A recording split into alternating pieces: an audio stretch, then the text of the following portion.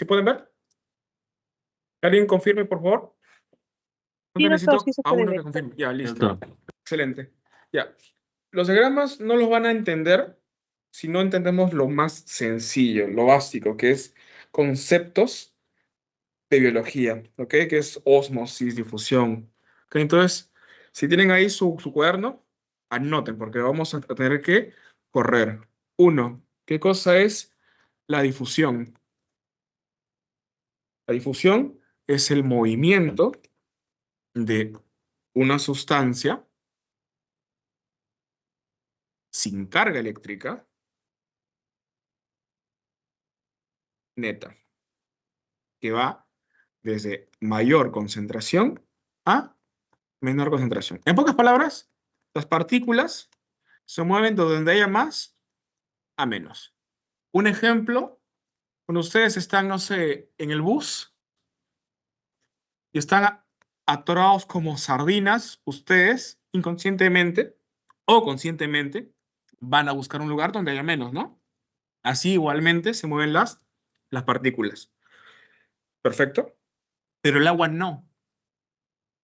El agua, nosotros pensaríamos que el agua intuitivamente se movería igual. Sin embargo, no. La ósmosis, que es el movimiento del agua, hace todo lo contrario. Entonces, básicamente es la difusión, básicamente es la difusión neta de agua a través de una membrana semipermeable. ¿Ok? Al final, ¿cuál es el objetivo? Alcanzar el equilibrio. Con la finalidad de alcanzar un equilibrio. Por tanto, en pocas palabras, el agua se mueve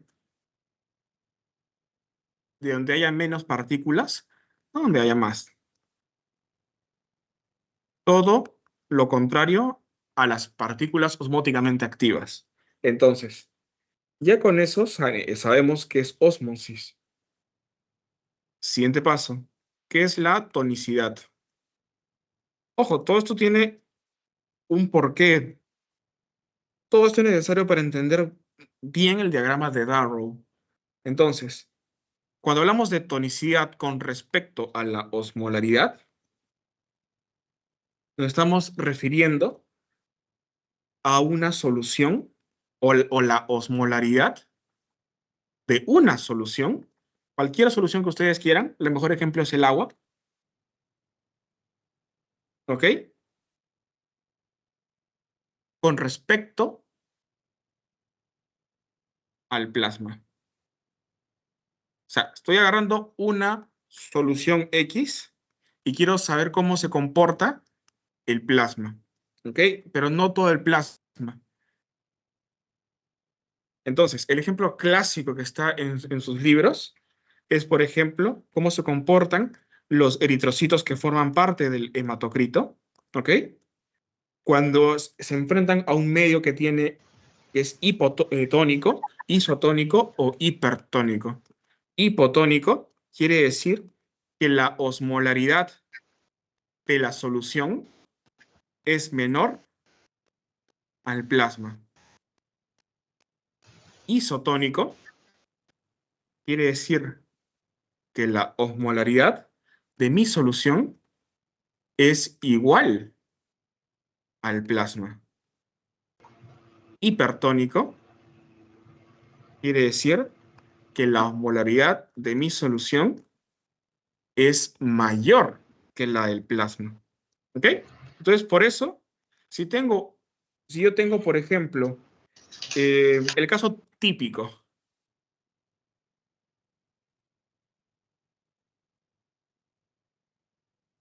Aquí imaginemos que tengo pocas partículas dentro de mi eritrocito. ¿Ok? Las partículas están bajas dentro de mi eritrocito. Con respecto al extracelular hay mucho más. Por lo tanto, imaginemos que en ambos haya agua. El agua se va a mover ¿hacia dónde? Hacia adentro.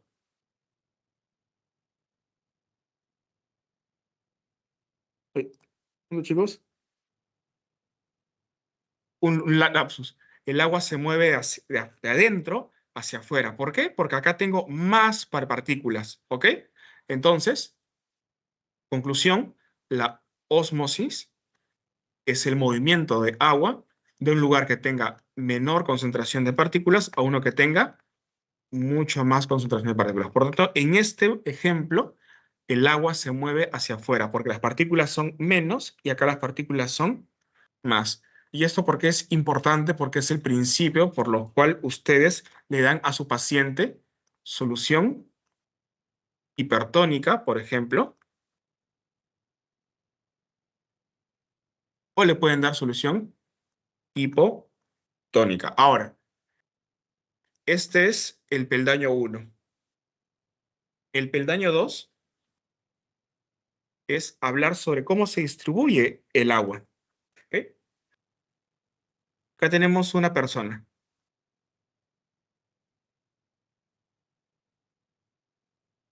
El 40% no es agua. El 60% sí es agua.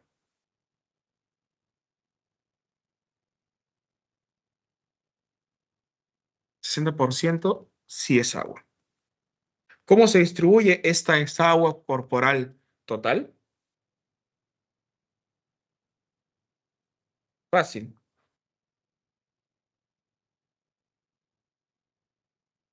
Mi intracelular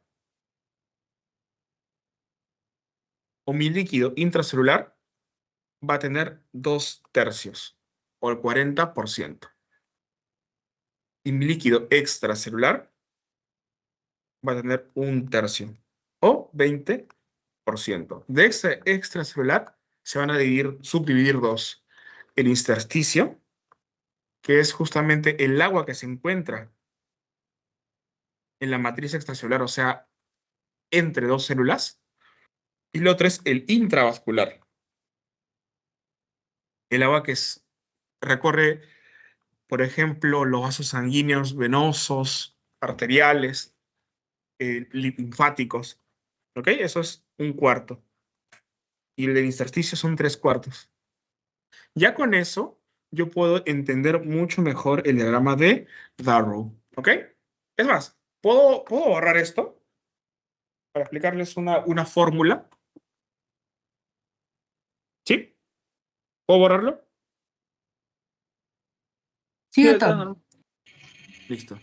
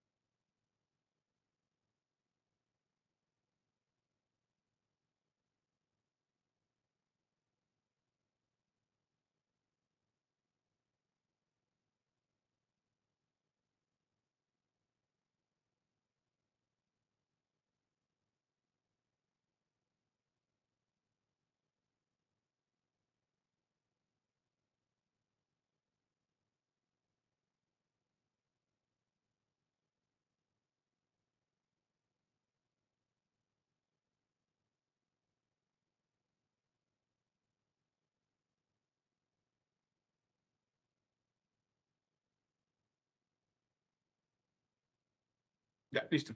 Entonces, miren, para entender el diagrama de Darrow, necesitan esos saberes previos anteriores y esta fórmula. Doctor, ¿qué es eso? Esto es la concentración. Esto que está acá es la masa. Y esto es el volumen. ¿Ok? Entonces, ustedes van a tener dos tipos de...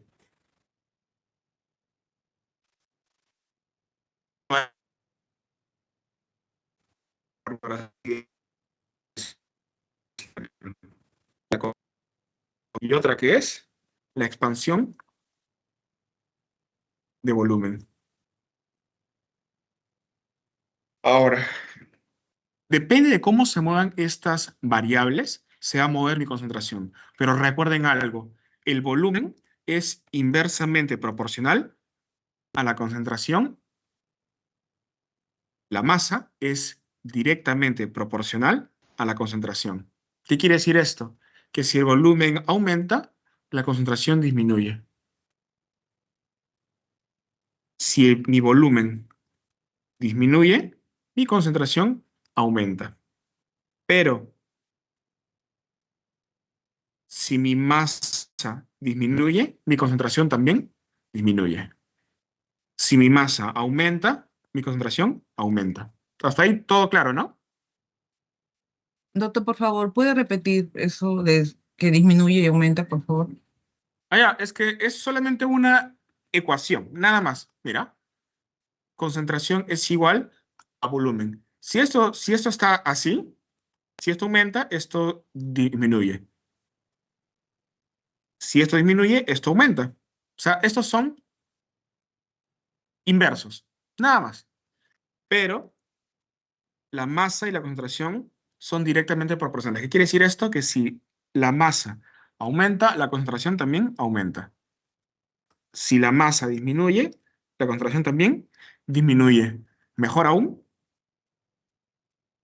mejor, Sí, doctor, muchas gracias. listo. Doctor, este último puede repetir, por favor, el último. Ok, ok. Entonces, ¿te refieres a esto, no? O sea, quiere Sí, decir, doctor. o sea, ¿qué pasa con la concentración si el volumen aumenta, la concentración baja? Si el volumen disminuye, la concentración aumenta. O sea, son inversamente proporcionales. Si uno sube, el otro baja. Pero si es directamente proporcional, si uno aumenta, el otro también aumenta. Si uno baja, el otro también baja.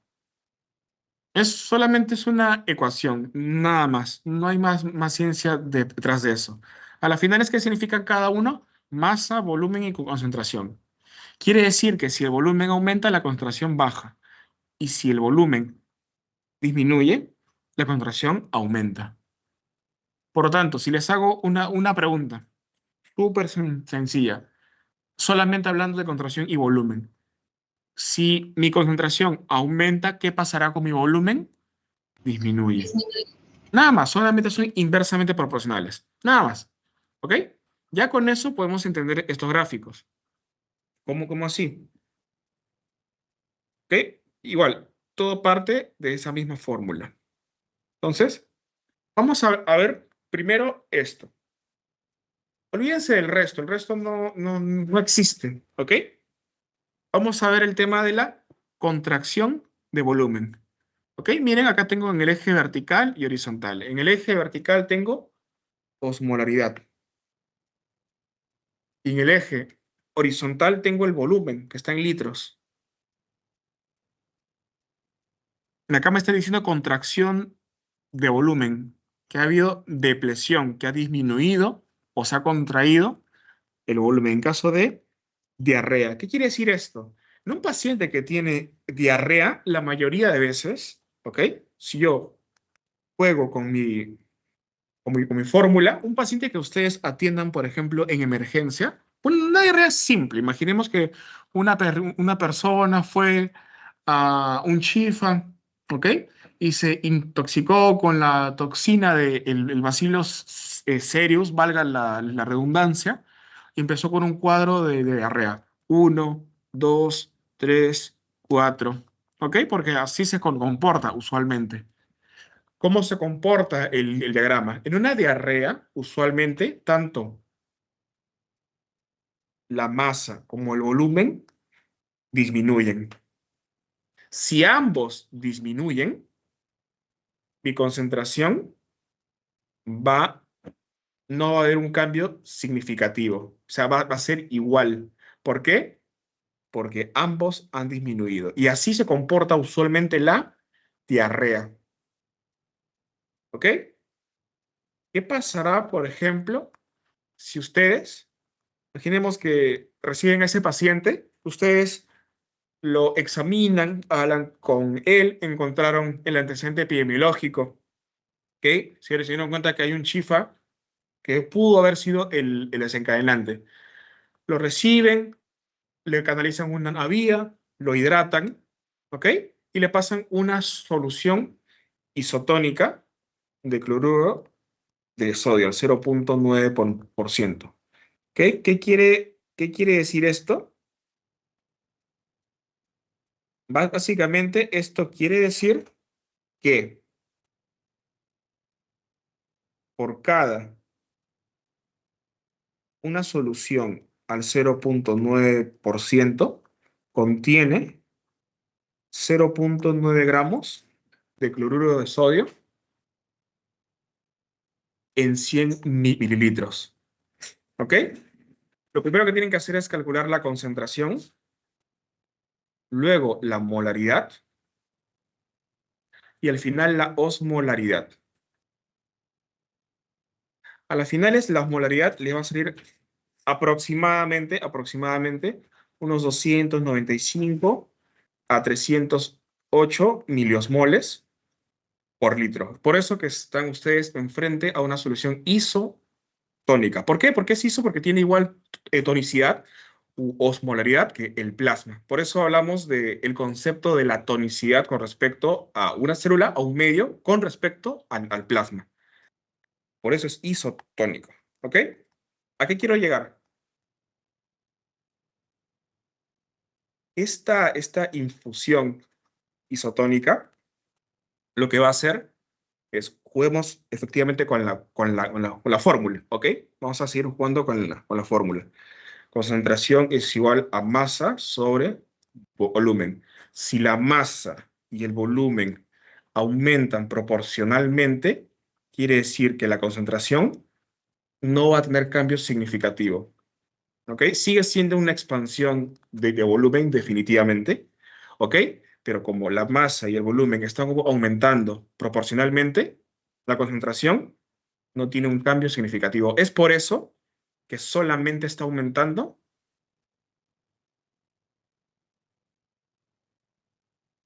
su cuerpo. Es una expansión de volumen, pero sí o sí cuando haya una infusión isotónica. Por eso es que no cambió la osmolaridad. Por eso la osmolaridad se mantuvo inerte. Igual, acá es un paciente que tuvo diarrea. Es un paciente que solamente perdió masa, o sea, perdió electrolitos. Perdió sodio, perdió potasio, perdió cloro, etc, etc. Y también perdió un poco de agua. Pero ustedes al momento de pasar una solución isotónica están volviendo a reincorporarle a este paciente sodio, potasio y cloro. Y el volumen, obviamente, un poco de agua. Por eso que tienen una contracción de volumen y tienen una expansión de volumen. ¿Ok? Hasta ahí. ¿Alguna duda? Solamente hemos hablado de los dos primeros, nada más. Todo bien, ¿no? Consulta. ¿A qué se refiere con masa, doctor? No me quedó muy claro. Masa son son esos solutos. El sodio, el potasio, el cloro. Ok. Esa es la masa. Y el volumen es el agua. Nada más. Todo claro hasta ahí, ¿no? Creo que sí. O sea, sí se entendió, creo. Sí. Sí, doctor. Ya. Chicos, entonces, ustedes literalmente lo único que tienen que hacer para entender el resto, si igual, lo más probable es que después de esta clase queden dudas. Créanme, utilicen siempre esta fórmula para sus exámenes. para razonar en la práctica diaria, cuando estén en el hospital, utilicen esa fórmula. La mayoría de, por ejemplo, un colega una vez me explicó, no sé si está acá, es el doctor Gallardo Alburqueque, me explicó literalmente la fórmula de dónde deriva el aclaramiento de cualquier sustancia, incluyendo de la creatinina. Deriva de una fórmula ¿cómo se llama? De derivadas. Entonces, la mayoría de cosas en medicina se explican con física, ¿ok? Utilizando algunas fórmulas. O sea, literalmente con eso no van a tener que literalmente memorizar, solamente pensar o razonar dónde está el problema. Y la mayoría de problemas, al menos en estos diagramas, son con esta forma. Entonces, acá su fórmula es sagrada, ¿ok? No la olviden. Masa, volumen, igual a concentración. Vamos a ver con los otros. Vamos a ver la contracción de Una consulta, volumen. ¿qué significa el ICF y el SF? Ah, ya. Esto es el líquido intracelular, o sea, el IC. Y esto es el LEC. Ah, cierto. Segunda regla de oro. Gracias por hacerme acordar. Lo primero que se va a mover siempre es el LEC. El LIC jamás se va a mover si el LEC no se mueve antes. ¿Qué quiere decir esto? Que el líquido extracelular es el que se mueve primero, antes de que se mueva el LIC. Y eso es una regla universal. ¿Ok? El primer movimiento que ustedes van a tener siempre es el de líquido extracelular. Siempre. Ahora, o sea, la osmolaridad yo la voy a medir en el LEC primero, porque es imposible agarrar no sé, pinchar a todas las células y ver cómo está su osmolaridad de cada una. No, no, yo primero lo que tengo que hacer es ver cómo está la osmolaridad del plasma, porque eso indirectamente me está diciendo cómo se puede comportar el LIC. ¿Ok? Entonces, este ICF es el LIC, líquido intracelular, y el LEC o el ECF es el líquido extracelular. Ya. Siguiente. Entonces, vamos a ver. Ahora olvídense de esto. Vamos a ver una persona que estuvo perdida en el desierto. O en otras palabras, deprivación de agua.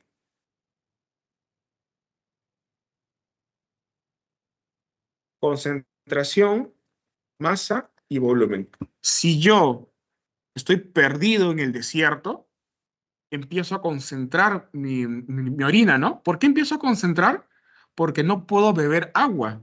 No tengo lugar de donde beber agua. Por lo tanto, pregunta, ¿qué es lo que, spoiler, va a disminuir? ¿Pero qué disminuye más? ¿Los solutos o el agua? El agua. El agua, muy bien. Si el volumen disminuye, ¿qué pasará con la concentración? Aumentan. Aumentas, perfecto, perfecto. Todo literalmente, chicos, parte con esta fórmula. Nada más, no necesitan saber nada más, necesitan la fórmula y razonar, nada más. Entonces, una persona que está perdida en el desierto, lo primero que pierde es agua, ¿ok? El primer movimiento es hacia acá. Se está moviendo el agua. Entonces, ¿qué está pasando con las partículas? Se empiezan a concentrar porque estoy perdiendo agua, ¿sí? ¿Sí, no? Estoy concentrando agua. Perdón, estoy concentrando las partículas porque el agua empieza a perderse. Entonces, si yo aumento las partículas, o se concentran, mejor dicho, ¿ok? Y baja el agua, la osmolaridad aumenta, porque estoy concentrando más. Y ustedes saben que el agua se mueve de un lugar donde haya menos partículas a un lugar donde hay más. Entonces, el agua se mueve hacia aquí.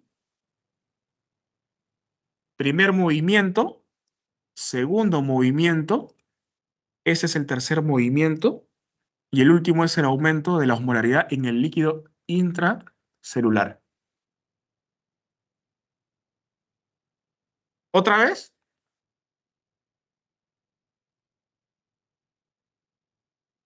Sí, doctor, por favor. Sí, doctor. Ya. Miren, cuando yo estoy haciendo una huelga de hambre o perdido en el desierto, no tomo nada de agua, el volumen dice, se disminuye. Por lo tanto, la concentración aumenta. Por eso mi osmolaridad está aumentando. Miren, esto sigue siendo osmolaridad.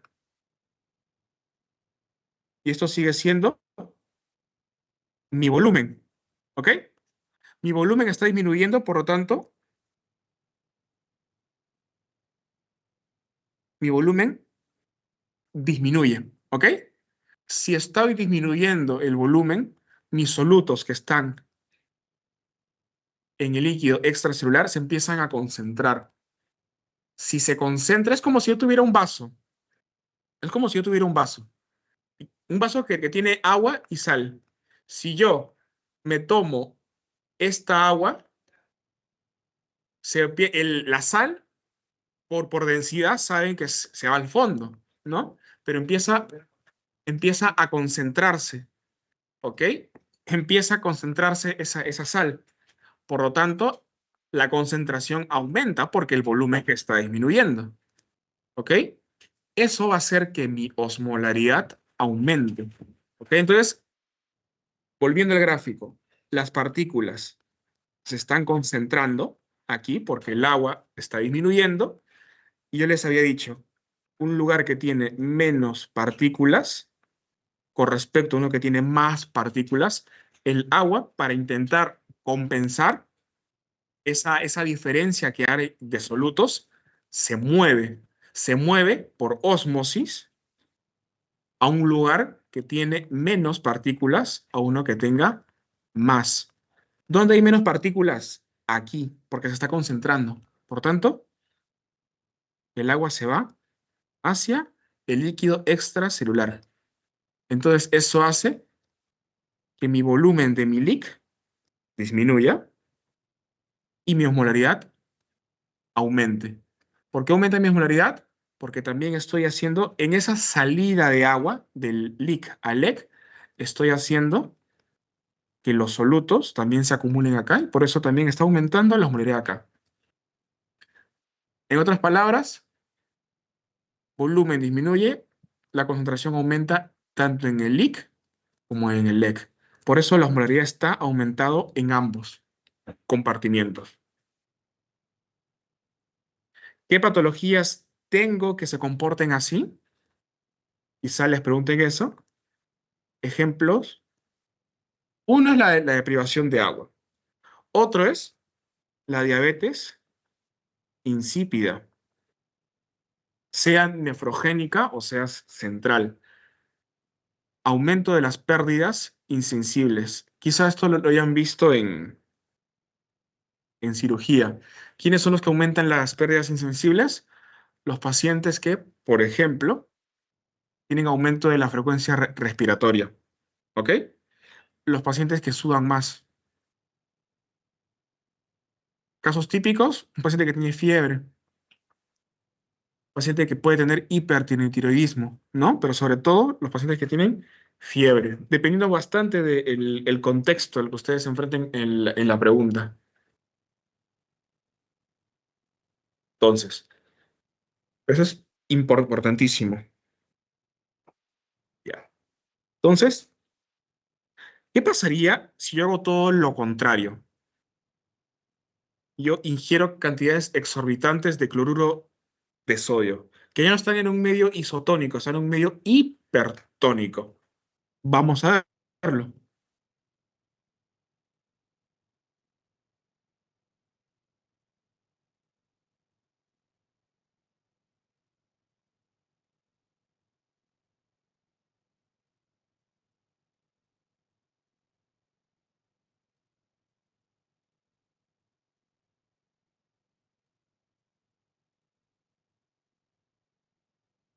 Vamos a borrar esto. Esto no existe ahorita. Concéntrense en este. Misma fórmula. Concentración es igual a masa sobre volumen. ¿Ok? Pregunta. Si estoy consumiendo, imaginemos que yo agarre, no sé, 5, bueno, imaginemos, agarre medio paquete de sal y lo pongo en 100 mililitros de agua. Estoy consumiendo una solución definitivamente hipertónica, definitivamente. ¿Ok? Entonces, de esta fórmula, ¿qué es lo que aumenta más? ¿La masa o el volumen? La masa, ¿no? La masa. Si la masa aumenta, ¿qué está pasando con la concentración? Aumenta también. También aumenta. Muy bien. Entonces, ¿qué pasará acá? Es un paciente que yo le estoy infundiendo o está consumiendo cantidades exorbitantes de sal, por ejemplo. ¿Ok? Entonces, ¿cómo se mueve el agua? Si yo le doy bastante masa, bastantes solutos,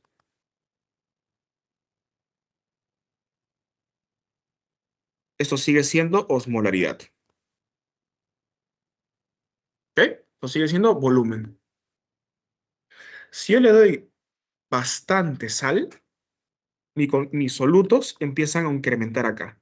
Por lo tanto, primer movimiento aumenta la osmolaridad del LEC. Si yo aumento las partículas, como en el caso de arriba, acá hay pocas partículas, el agua se mueve de menos a más partículas. Segundo movimiento, de agua de LIC a LEC. Tercer movimiento, esa agua está haciendo que haya una contracción, pero solamente del LIC. Y como se está moviendo tanta agua, a las finales miren cómo se está expandiendo el volumen del eco. Es el tercer movimiento del agua y este es el cuarto movimiento del agua. Son 4 movimientos. La mayoría de veces son 4 movimientos, salvo aquí, en diarrea e infusión isotónica. Entonces, primero movimiento, solutos aumentan la osmolaridad del LEC. Segundo movimiento, el agua se mueve de LIC a LEC. Tercer movimiento, esa agua ha disminuido tanto que también me empezó a concentrar las partículas y la osmolaridad también aumenta un poco. Toda el agua se está moviendo hacia el LEC. Por lo tanto, se expande el volumen. Cuarto y último movimiento. ¿En qué casos, por ejemplo, cuando uno le da solución hipertónica a su paciente? O manitol. Caso típico. Un paciente que, por ejemplo, tiene hiponatremia. ¿Ok? Su paciente tiene hiponatremia. Acá está el vaso sanguíneo. Tiene cloruro de sodio muy bajo. Hay una neurona. Si ustedes le corrigen el sodio muy rápido a su paciente, están dando, por ejemplo, solución hipertónica. ¿Ok? No sé, un suero al 20%. Hay demasiados solutos, hay demasiada sal. Aquí hay pocos solutos. ¿Ok? ¿Qué pasará? El agua sale de donde hay menos partículas o donde hay más. ¡Prac! Por eso causo mielinolisis pontina. Porque estoy crenando a las neuronas. ¿Por qué? Porque estoy con solución hipertónica. Estoy aumentando la osmolaridad, los solutos en un medio y donde hay menos en el otro. Por lo tanto, por osmolaridad, por gradiente, estoy haciendo que el agua salga, pero en esa salida, realmente chupo, por así decirlo, chupo a la neurona y se crena. y eso me causa la mielinitis pontina. Por eso no le puedo corregir muy rápido el sodio a los pacientes. Por eso tiene que ser de manera gradual. Esa es la explicación. ¿Cómo se explica eso? Con el diagrama de Darrow, con la expansión de volumen. ¿Ok? Penúltimo gráfico. Vamos a ver el de Sihat, que es siempre cae. ¿Ok? Siempre cae, siempre cae. Y no pueden fallar en eso.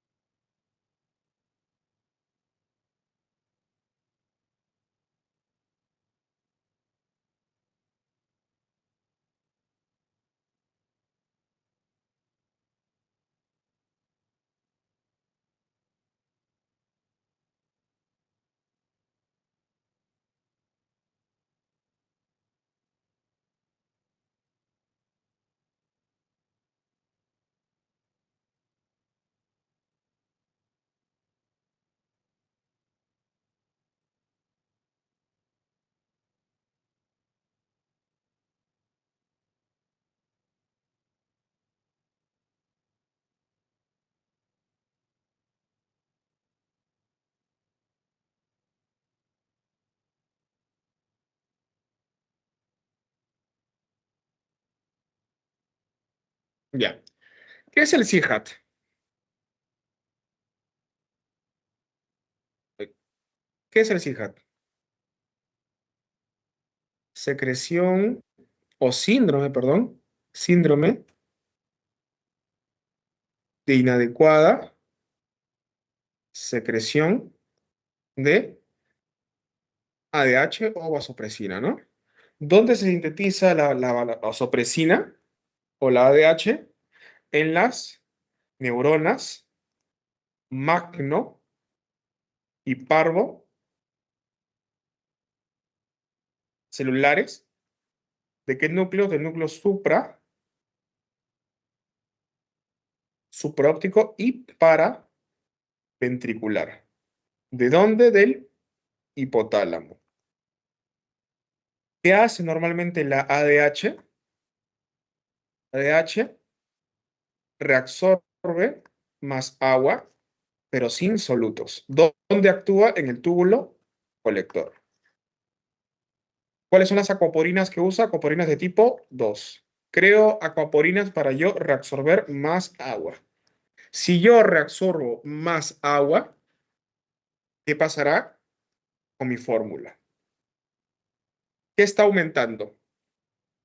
¿La masa o el volumen? Volumen. Volumen, exacto. Estoy aumentando el volumen, por lo tanto la concentración empieza a disminuir. Hay un estado de hipoosmolaridad. Entonces,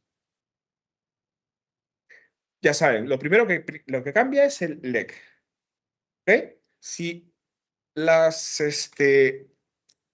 ADH básicamente absorbe agua sin electrolitos, sin solutos. Por lo tanto, primer movimiento, ya saben, primero es el LEC.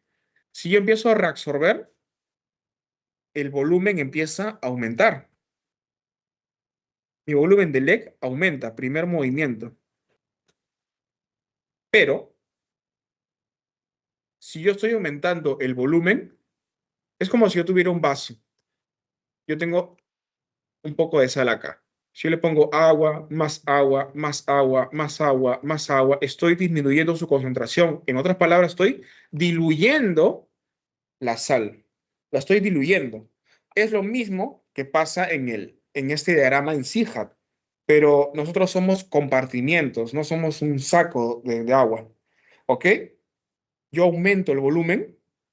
¿Y qué pasa con la osmolaridad? Disminuye porque yo lo estoy diluyendo. ¿Ok? Por lo tanto, si yo empiezo a diluir acá, aquí, bueno, acá van a ver menos partículas porque estoy diluyendo. Y aquí hay muchas más. Por lo tanto, el agua se va de menos a más. Ese movimiento de agua Rack. Me aumentó el volumen aquí. Segundo movimiento, tercer movimiento. Y como estoy aumentando también el agua, estoy aumentando bastante el volumen en el líquido intracelular. Estoy disminuyendo aquí la osmolaridad. Es por eso que se comporta como una expansión de volumen su CIGAT. El paciente típico que les van a preguntar a ustedes es por ejemplo, se me ocurre, paciente varón de 40 años que estuvo, ¿cómo se dice? Ya, que después de un suceso de tránsito se golpeó o sea, tuvo un TEC, ¿ok? Se golpeó la cabeza, ¿ok?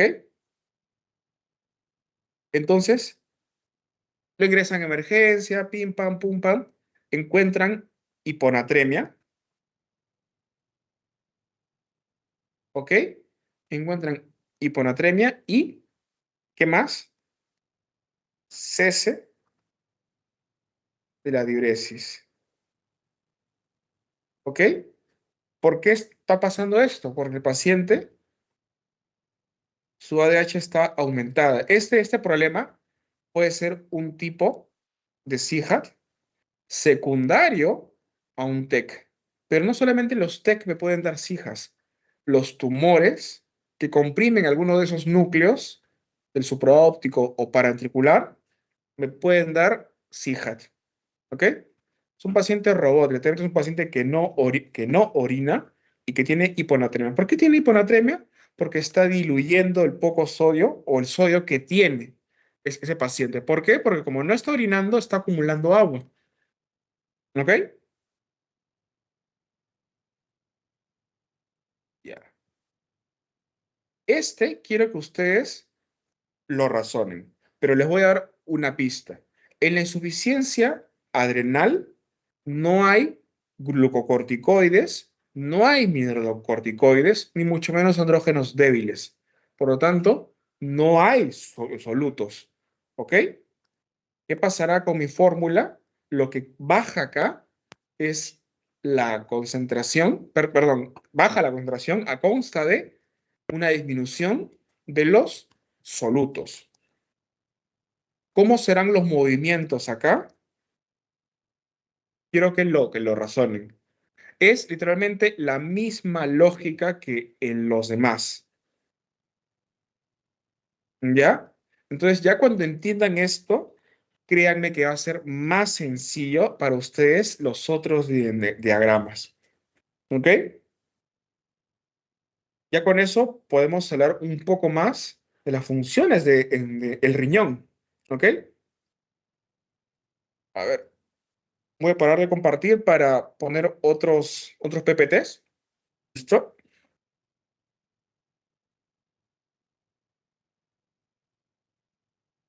Primero, ¿dónde está mi... no es cierto.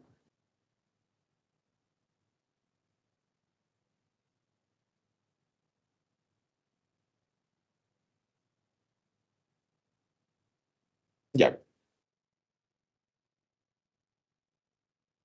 ¿Cómo evalúo la función glomerular? O mejor dicho, ¿cómo evalúo la función renal? ¿Ok? Para eso necesito, por ejemplo, uno, la tasa de filtración glomerular. ¿Qué quiere decir la tasa de filtrado glomerular? ¿Qué quiere decir esto? Es cuánto líquido pasa a través del glomérulo. ¿Ok? Básicamente eso es la tasa de filtrado o el índice de filtrado glomerular. Si la tasa de filtrado glomerular disminuye, mi riñón no está funcionando bien.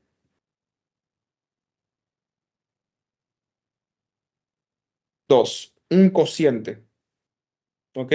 Que es, ¿cómo se llama esto? El flujo sanguíneo renal. Claro, el flujo sanguíneo renal y de ahí parte el flujo plasmático renal. ¿Qué quiere decir esto? ¿De dónde sale todo esto? Empecemos. Ustedes saben, esto también es cardio, así que atentos. Su gasto cardíaco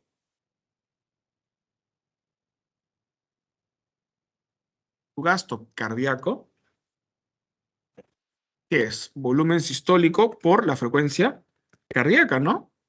A las finales, ustedes, su volumen sistólico es de 70 mililitros por minuto, por una frecuencia cardíaca de 60 latidos por minuto, ¿ok? Que les va a dar algo, más o menos 5.000 mililitros por minuto. Ese es su gasto cardíaco normal. ¿Cuánto va al riñón? De un 20 a 25% va al riñón, a ambos riñones. 25 o 20% va a ambos. ¿Ok? De este porcentaje, ¿cuánto de sangre le está llegando? De sangre, eso es el flujo sanguíneo renal. ¿Ok? Ese flujo sanguíneo renal varía. ¿Ok? Puede ser de 1.000 a 1.200 mililitros por minuto. Ahora, si yo agarro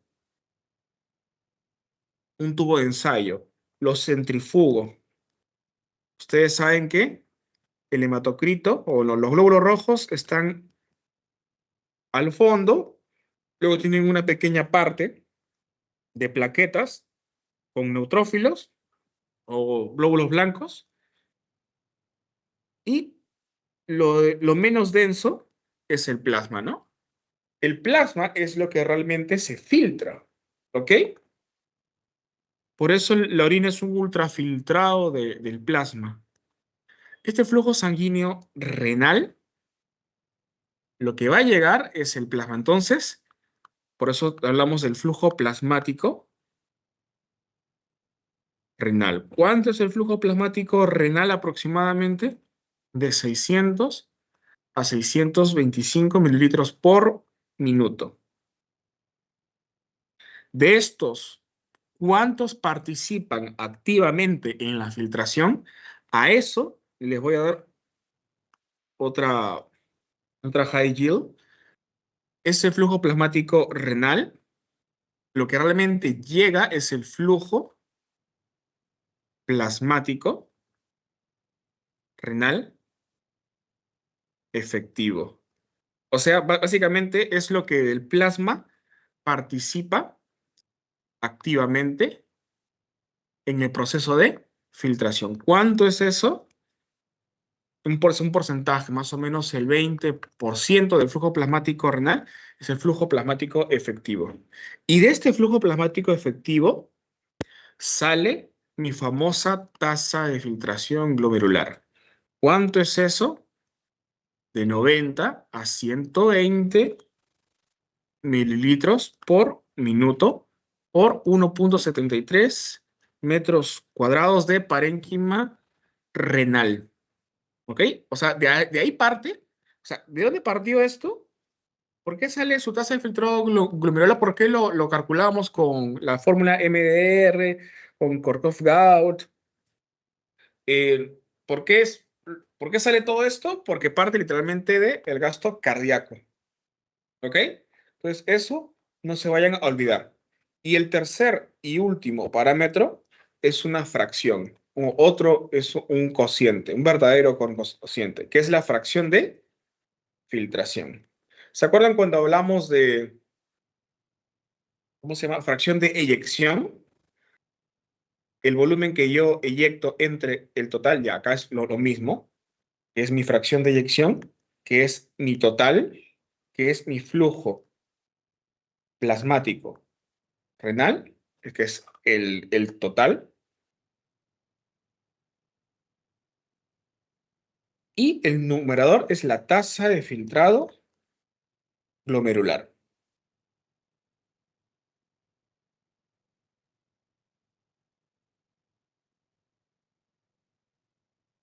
Entonces, ya con eso, yo puedo calcular bastantes cosas. Es más, hay otra fórmula, ¿ok? ¿Cómo yo calculo mi tasa de, o mejor dicho, mi flujo plasmático renal efectivo, calculando el aclaramiento del ácido amino hipúrico, o PAF? ¿Cómo calculo el aclaramiento de una sustancia? Es la concentración en orina por mi volumen urinario. La mayoría de veces le van a dar el dato asumiendo que es 1 mililitro por minuto de volumen urinario, usualmente es así, entre el total, que es el plasma, por el plasma, la concentración de paz que hay en el plasma. Acá es la concentración urinaria de paz. Entonces, esto es su dogma. ¿Para qué? Para calcular su flujo plasmático renal efectivo.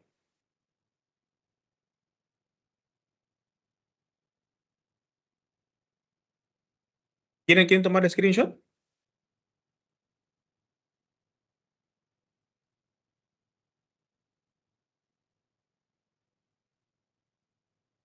El efectivo vendría a ser la fórmula de Clarence, ¿verdad? El aclaramiento de paz. De paz. No de creatinina, no de inulina, no de glucosa, de paz. Ya. Es lo De paz. mismo. ¿Ok? De paz. Ok. ¿Ok? Ok.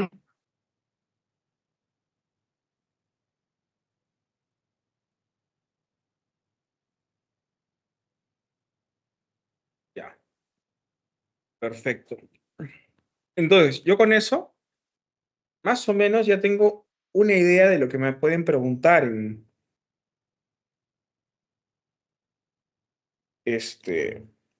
¿cómo se dice? En renal. Entonces, por si les preguntan, ¿qué es aclaramiento? Aclaramiento es un valor teórico, ¿ok?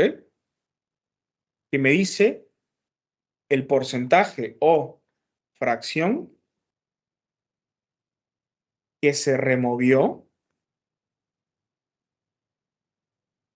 o se aclaró el plasma de una sustancia X. ¿Ok? Básicamente es cuántos espacios vacíos en el plasma ha dejado el aclaramiento de cierta sustancia. Entonces, todo esto es importante porque tenemos que entender los parámetros de la tasa de filtrado glomerular. Si yo no entiendo la tasa de filtrado glomerular, no voy a entender el aclaramiento. Entonces, hay unas cosas que se reabsorben más, otras que se filtran más y otras que se secretan más. Ejemplos, aquí están.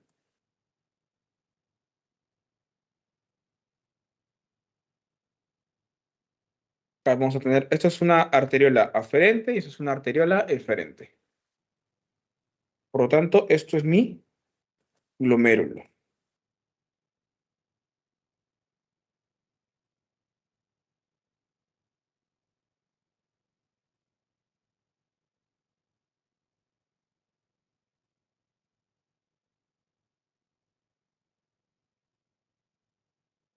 Ay, ¿qué pasó? ¿Qué pasó?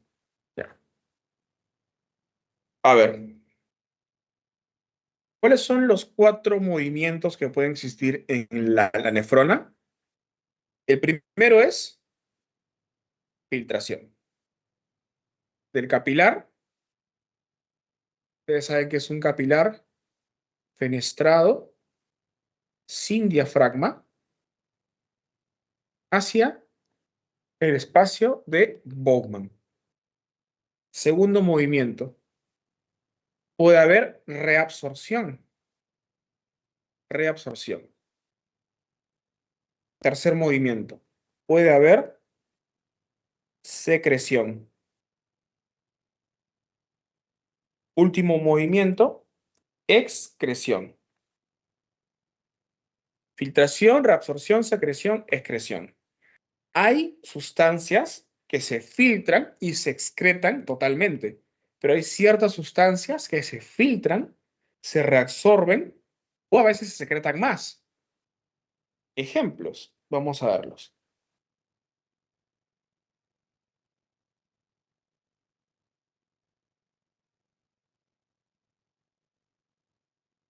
Por ejemplo, el ejemplo de la inulina y el manitol. ¿Ok? La inulina se filtra. El 100% de inulina se filtra. No se reabsorbe ni se secreta. Solamente se excreta. ¿Qué quiere decir esto? Literalmente, la inulina se filtra y se excreta al 100%. ¿Ok? Un momento, chicos.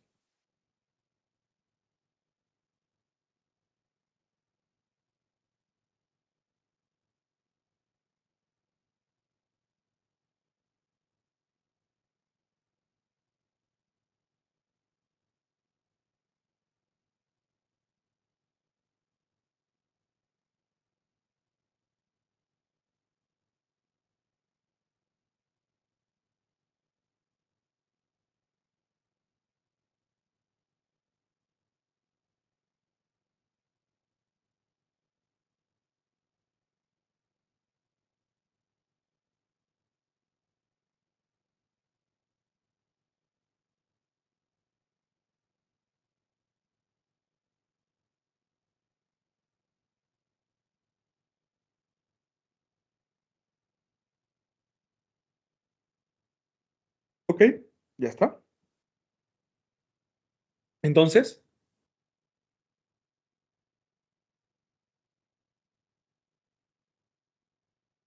yo puedo utilizar el aclaramiento. Ojo, yo utilizo el aclaramiento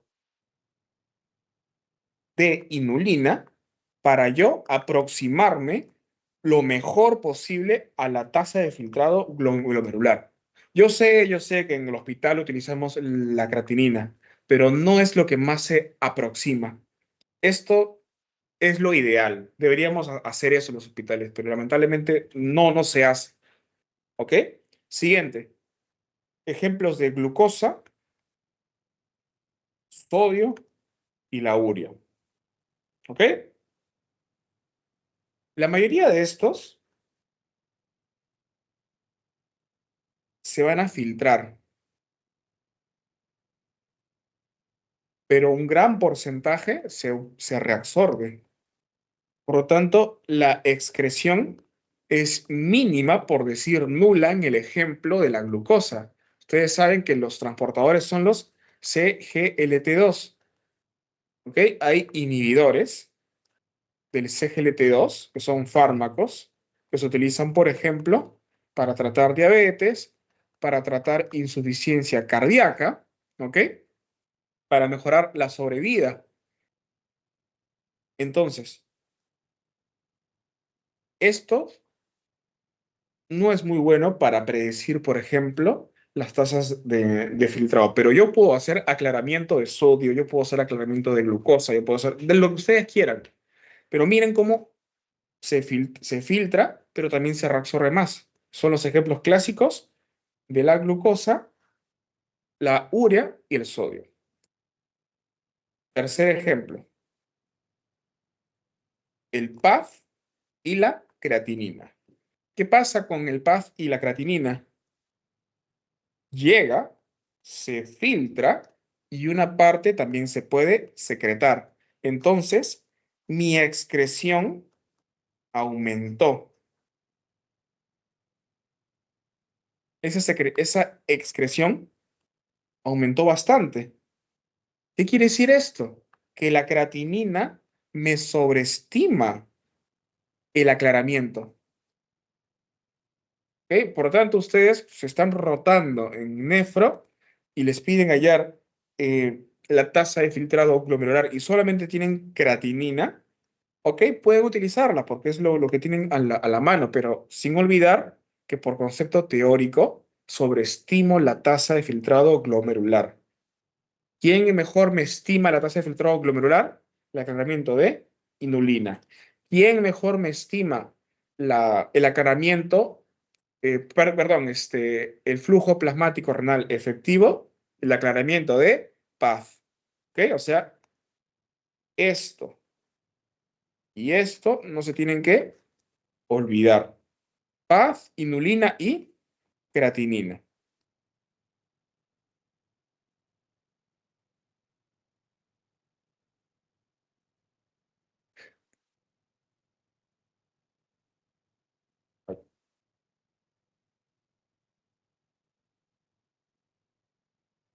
¿Qué cosas me determinan mi tasa de filtrado glomerular? La tasa de filtrado glomerular puede ser determinado por dos cosas. Primera, la presión de filtración neta, ¿ok? Y mi coeficiente de filtración. ¿Qué es mi coeficiente de filtración? Dos cosas. Mi área de superficie y mi permeabilidad glomerular.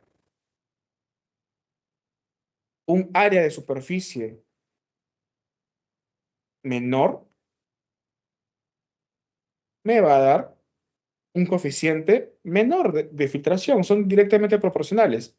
Si yo tengo un glomérulo más chiquito y un glomérulo más grande, este va a tener menor área de superficie y este tiene mayor. Si yo tengo mayor área de superficie, yo voy a filtrar más. Ejemplos clásicos, la diabetes. Este es en estadios crónicos, avanzados, cuando ya están literalmente todos esclerosados, y este en estadios tempranos, porque la diabetes mellitus al principio causa una hiperfiltración, o sea, su creatinina empieza a disminuir, se filtra más, por lo tanto se excreta más. Entonces, el nefrólogo o el médico que no sepa le va a decir a su paciente que todo está bien. Pero ustedes saben que es la primera fase de la nefropatía diabética, un estado de hiperfiltración, porque el área de superficie de los glomérulos empezó a incrementar por, por, este, por, por mecanismos fisiopatológicos de la nefropatía diabética. ¿Ok? Los glomérulos empezaron a aumentar de tamaño. Hay una pequeña hipertrofia. Por lo tanto, hay un aumento de área de la superficie. ¿Y la permeabilidad glomerular? ¿Cómo así? Por ejemplo, un glomérulo puede ser el mismo tamaño, ¿ok? El punto es que uno puede ser menos permeable que el otro. Ejemplo, las glomerulopatías. Ahí tienen, por ejemplo, a la enfermedad de Berger, a las glomerulonefritis, que me aumentan o me disminuyen la permeabilidad. Es por eso que ahí tienen el famoso síndrome nefrítico y síndrome nefrótico. ¿Ok? Esto tiene que ver con las fuerzas de Starling, que son 4. Hidrostática capilar, presión osmótica capsular, presión coliosmótica y presión hidrostática glomerular capilar. ¿Ok?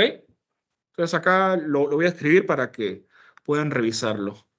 1. Presión hidrostática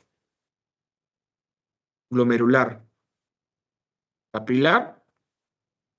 2. Presión osmótica capsular. 3, presión coloidosmótica. Y presión hidrostática capsular. Ahora escribimos. A ver. Listo. Mañana es nuestro último. Vamos a completar lo que nos falta y vamos a banquear algunas preguntitas, ¿ya? Justamente de lo que hemos hecho.